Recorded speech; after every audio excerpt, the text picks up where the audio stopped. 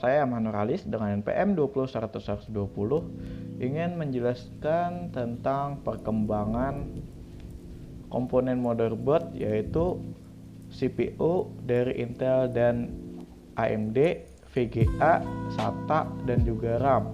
Sebelumnya saya mohon maaf karena dalam video ini banyak penjelasan yang saya potong karena adanya keterbatasan waktu.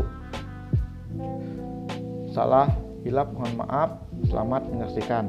Menjelaskan perkembangan prosesor Intel dari generasi pertama sampai generasi yang paling baru. Urutan generasi prosesor Intel dimulai pada tahun 1971 sampai 1981. Yang pertama dikeluarkan adalah Intel Processor 4004. Intel Processor 4004 memiliki spesifikasi sistem 4 bit dengan 2300 transistor yang tertanam. Selanjutnya ada Intel Processor 8086 dan Intel Processor 8088. Pada tahun 1978, banyak motherboard yang tidak mendukung sistem 16 bit karena rata-rata masih menggunakan sistem 8 bit. Spesifikasi lain memiliki 29.000 transistor dan clock speed 5 MHz. Untuk generasi selanjutnya ada pada tahun 1982 sampai 1989. Dalam generasi ini Intel mampu mengeluarkan Intel Processor 386DX, dirilis pada tahun 17 Oktober 1985. Prosesor 386 berspesifikasi dengan sistem 32 bit pertama di dunia, bekerja pada kecepatan clock 16, 20, dan 33 MHz dan tertanam 275.000 transistor. Yang selanjutnya ada Intel Processor 386SX, ada sistem 32 bit sedangkan 386SX pada sistem 16 bit. Pengurangan ini membuat kemampuannya menjadi lebih lambat.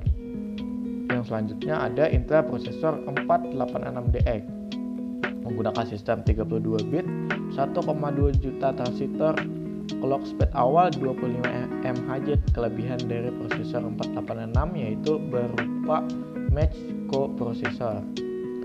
Selanjutnya lagi ada Intel Processor 486SX. Prosesor ini adalah versi ekonomis dari prosesor 486DX sehingga spesifik lebih rendah. Untuk urutan generasi selanjutnya yaitu pada tahun 1993 sampai 1999. Yang pertama muncul pada generasi ini yaitu Intel Pentium. Prosesor ini berjalan pada kecepatan clock 60 MHz dan 66 MHz, tertanam 3,1 juta transistor mikroarsitektur V5. Nah, dari Intel Pentium 6 dikembangkan menjadi Intel Pentium Pro. Dikembangkan lagi menjadi Intel Processor Pentium 2. Selanjutnya ada Intel Processor Pentium 2 Xeon, rilis pada tahun 1998. Selanjutnya lagi ada Intel Processor Celeron. Basis pembuatan Intel Celeron pada Pentium 2, spesifikasi prosesor tipe 32 bit arsitektur P6, 7,5 juta transistor, memiliki clock speed awal 266 MHz. Spesifikasi Intel Pentium 3 menganut sistem 32 bit arsitektur P6 dengan 9,5 juta transistor tertanam di dalamnya. Clock speed awal 600 MHz serta merupakan prosesor yang mulai masuk era GHz. Selanjutnya ada Intel Processor 3 Celeron. Untuk generasi selanjutnya itu dimulai pada tahun 2000 sampai 2009. Pada generasi ini prosesor awal yang diciptakan adalah Intel Pentium 4, memiliki kecepatan 1,5 GHz dengan form factor 423. Prosesor 32 bit ini berarsitektur netbus, memiliki 42 juta transistor. Tanpa alasan yang pihak Intel merubah form factor Pentium 4 menjadi 478 yang memiliki kecepatan 1,3 GHz dan merubahnya lagi hingga kecepatan 3,4 GHz dan dikembangkan menjadi Intel Processor Pentium Celeron 4 Xeon. Selanjutnya ada Intel Processor Itanium, ditujukan untuk kalangan perusahaan yang tuntut kinerja tinggi dengan program-program advance seperti transaksi e-commerce. Selanjutnya ada Intel Processor Itanium 2. Selanjutnya ada Intel Processor Pentium M. Selanjutnya lagi ada prosesor Intel E7520 atau E7320. Prosesor Intel Core Duo. Selanjutnya ada prosesor Intel Core Solo dan Core Duo. Selanjutnya ada prosesor Intel Pentium Dual Core. Selanjutnya ada prosesor Intel Atom tertanam 41 juta transistor dengan clock speed terendah 1,86 GHz. Untuk generasi yang paling terbaru yaitu pada tahun 2009 sampai 2017. Proses yang pertama adalah prosesor Intel Core i dan kelas tertinggi high level Intel Core i7 sejak 2017 ini. Selanjutnya ada prosesor Intel Core i5.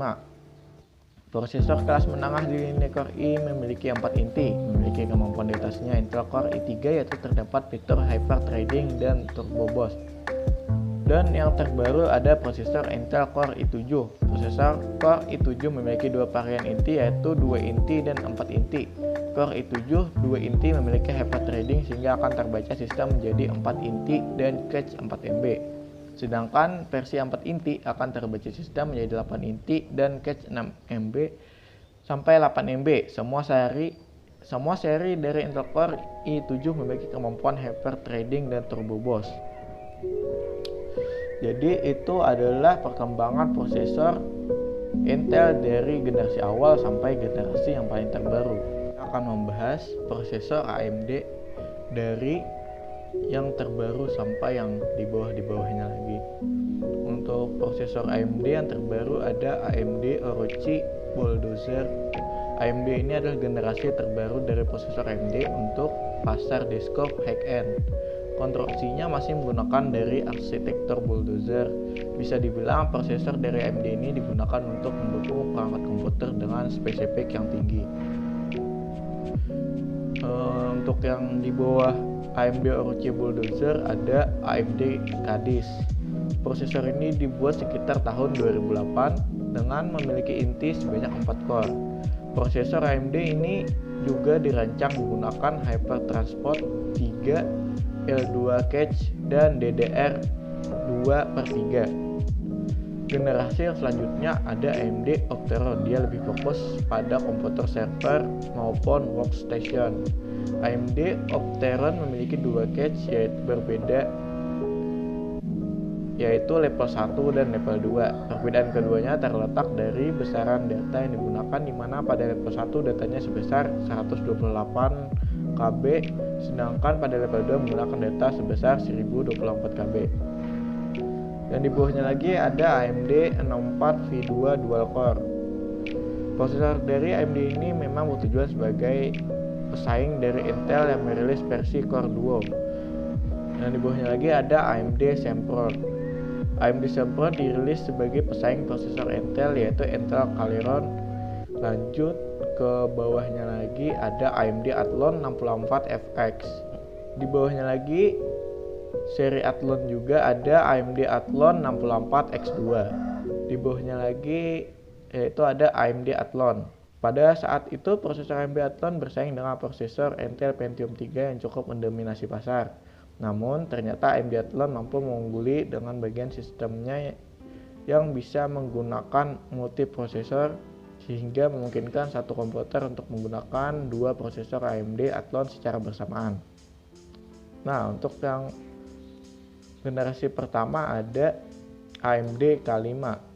Ini adalah prosesor AMD versi awal dibuat atau yang pertama kali diluncurkan oleh AMD. Pada awalnya AMD membuat prosesor sebagai perangkat alternatif dari Intel.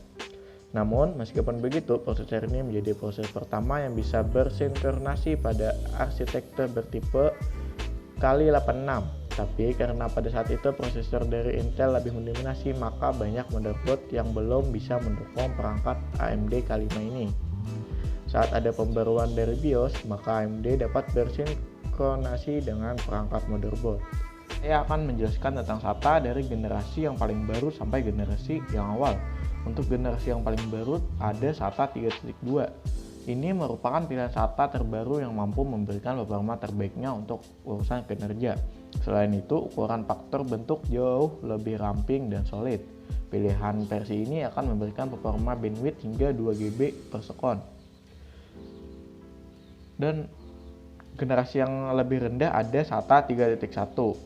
Pilihan dengan interface ini biasanya hadir dengan bentuk M SATA, di mana ia memiliki ukuran kira-kira seukuran kartu nama. Kelebihan SSD M SATA meliputi faktor bentuk kecil, konsumsi daya rendah, shock atau vibration resistency, dan kemampuan boot shutdown yang cepat. Di bawahnya lagi ada SATA 3, SATA 2, dan SATA 1. Berikutnya kita akan membahas RAM dari yang paling lama sampai yang terbaru. Berikut list lengkap sejarah perkembangan, pengertian dan tipe RAM dari awal ciptakan hingga sekarang yang paling terbaru. Yang pertama ada DRAM, diciptakan oleh perusahaan IBM pada tahun 1970. Yang kedua ada EPM DRAM, diciptakan pada tahun 1987, lebih dikenal dengan nama EPM. Ketiga ada Edo DRAM. Munculnya Edo DRAM untuk menyempurnakan jenis memori sebelumnya yaitu EPM DRAM. Edo RAM sendiri digunakan oleh komputer dengan prosesor Intel 486 dan juga Intel Pentium generasi pertama. Untuk selanjutnya, urutan nomor 4 ada SDRAM.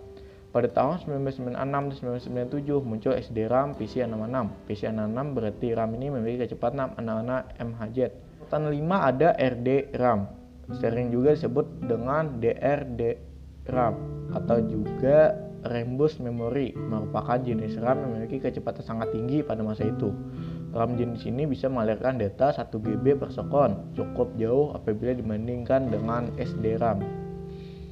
Untuk urutan yang nomor 6 ada DDR SDRAM. Pada tahun 1999, dua perusahaan yang saling bersaing yaitu AMD dan Intel meningkatkan kecepatan clock prosesornya masing-masing, dan ini berimbas kepada kebutuhan RAM yang bisa mengimbangi kemampuan prosesor tersebut.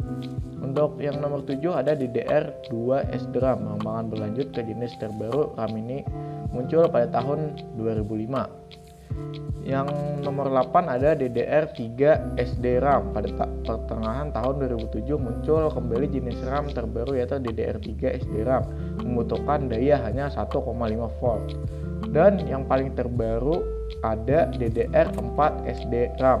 RAM yang dirilis pada tahun 2014 namun ternyata baru bisa digunakan pada tahun 2015, merupakan RAM tipe paling baru saat ini. Untuk harga sendiri masih belum bisa dijangkau untuk kalangan biasa, apalagi RAM ini masih diperuntukkan untuk prosesor kelas atas miliknya Intel. Jadi itu perkembangan RAM dari awal sampai sekarang. Nah, yang terakhir kita akan membahas tentang VGA. Tapi karena adanya batasan waktu, jadi saya akan menjelaskan 2 VGA dari generasi pertama dan 2 VGA dari generasi yang paling baru. Langsung saja mulai kita bahas dari generasi yang paling lama. Untuk generasi pertama ada VGA Nvidia Riva 128 yang dirilis pada tahun 1997. GPU ini berfungsi untuk mengintegrasi video akselerasi 2 dimensi dan juga 3 dimensi VGA Nvidia Riva TNT. Sebagai respon produk 3D FX yang bernama Voodoo 2 pada tahun 1998, berbeda dengan pendahulunya, Riva TNT menambahkan V-plane pixel kedua yang secara praktis menambah kecepatan render. Gak cuma itu, berbeda dengan Voodoo 2, Riva TNT mendukung format 32 bit pixel dan 24 bit G-buffer dalam mode 3 dimensi. Yang terbaru ada GeForce GTX 16. Nvidia tahu bahwa seri RTX harganya memang mahal, maka dari itu Nvidia merilis kartu grafis untuk para gamers kelas menengah dengan arsitektur Turing. Akan tetapi karena ditujukan untuk gamers kelas menengah, banyak pemotongan fitur GeForce RTX 20. Pada tahun 2018 silam, Nvidia mengumumkan arsitektur terbarunya dengan nama Turing yang mengimplementasikan real-time ray tracing yang menjadi donggak grafis masa depan. Walaupun Nvidia merilis kartu grafis Turing yang gak mampu menampilkan real-time tracing, sayangnya bagi kelas entry level kartu grafis ini bukan untuk kalian karena harganya di atas 3 jutaan. Nah, itu yang bisa saya sampaikan. Sampai jumpa di lain video. Wassalamualaikum warahmatullahi wabarakatuh.